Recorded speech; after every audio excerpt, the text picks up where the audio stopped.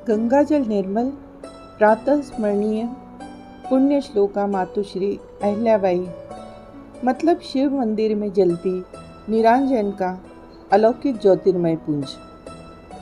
उनको नमन करते हुए आप सबका अभिवादन करती हूँ और अहिल्या माता के जीवन के एक महत्वपूर्ण पहलू को आपके समक्ष रखना चाहती हूँ। उन्हीं के शब्दों में विषय है, मैं हूँ वीरांगना अहिल्याबाई।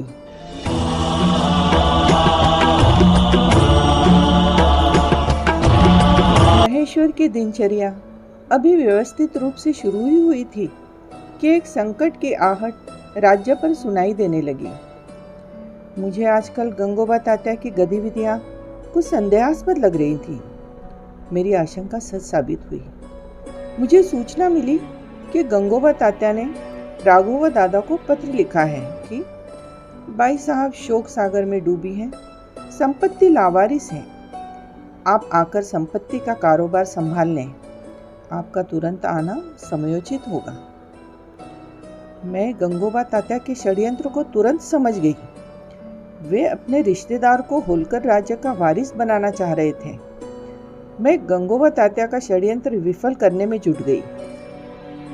मैंने तुरंत तुकोजीराव को संदेश भेजा, फौज को वहीं छोड़कर आप तत्काल यहाँ आए।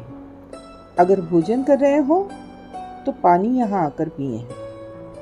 साथ ही सारे सरदारों शिंदे, भोंसले, गायकवाड़, दाभाड़े आदि को मदद के लिए पत्र भेजा।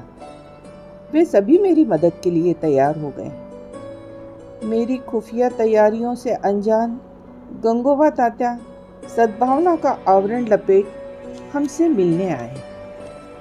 वे चेहरे को गंभीर रखने की कोशिश करते हुए बोले, महारानी साहब, श्रीमंत मालेराव जी की मृत्यु के उपरांत से आप शोक में डूबी हुई हैं। होलकर वंश इस समय बेवारिस है। राघोबा दादा आपके हितैषी हैं। वे चाहते हैं उनकी सलाह से आप दत्तक लें। जब राज्य को वारिस मिल जाएगा तब आपके निवास की और देवधर्म की व्यवस्था सुचारू रूप से कर देंगे। गंगोबा तात्या की बात ऊपर से मैं शांत भाव से सुन रही थी, लेकिन मस्तिष्क में क्रोध की चिंगारियां फूट रही थी। मैंने शेरनी की तरह दहाड़ कर कहा, आपका प्रस्ताव हमें मंजूर नहीं। स्वर्गीय सूबेदार जी के वारिसों में एक की मैं पत्नी हूँ और दूसरे की माता। यदि दत्तक चुनना है तो उसकी अधिकारिणी मैं स्वयं हूँ।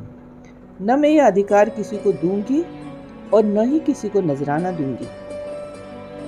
गंगोबा तात्या का चेहरा सफेद पड़ गया। उन्हें तो उम्मीद थी कि मैं उनकी कूटनीति के चक्रव्यूह में फंस जाऊंगी।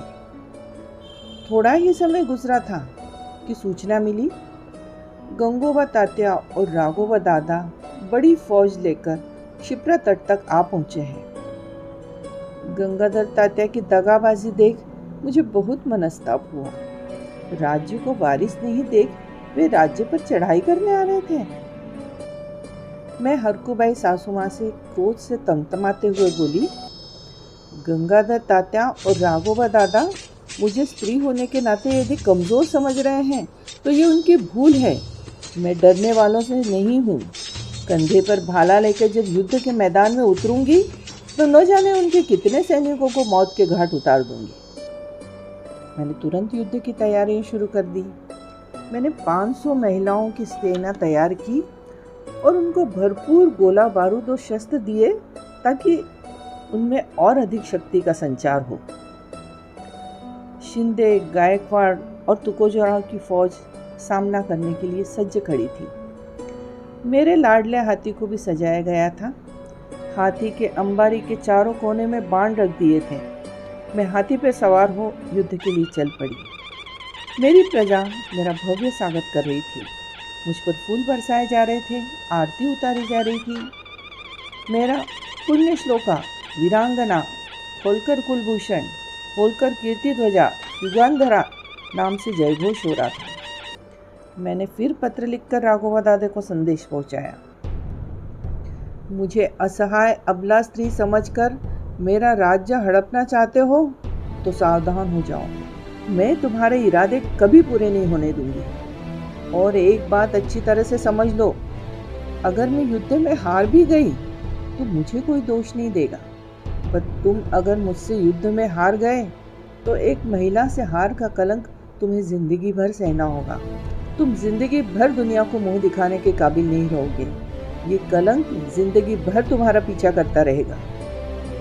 अब तो राघव दादा समझ गए कि अहिल्याबाई राजनीति और युद्ध नीति दोनों में ही कुशल हैं। राज्य की जनता के लिए वे पूज्य हैं।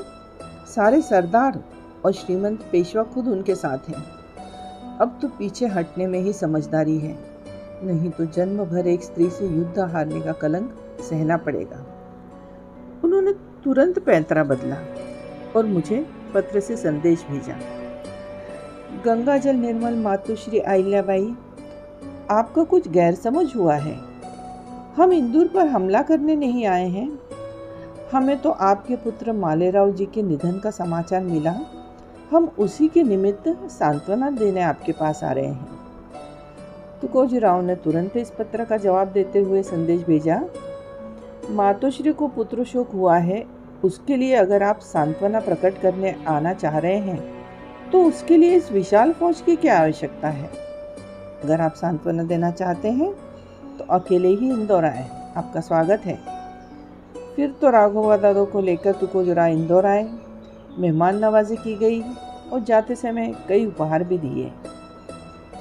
1 महीना इंदौर रहकर राघव दादा लौट गए और उसके बाद हमेशा मुझसे अदब से पेश आए।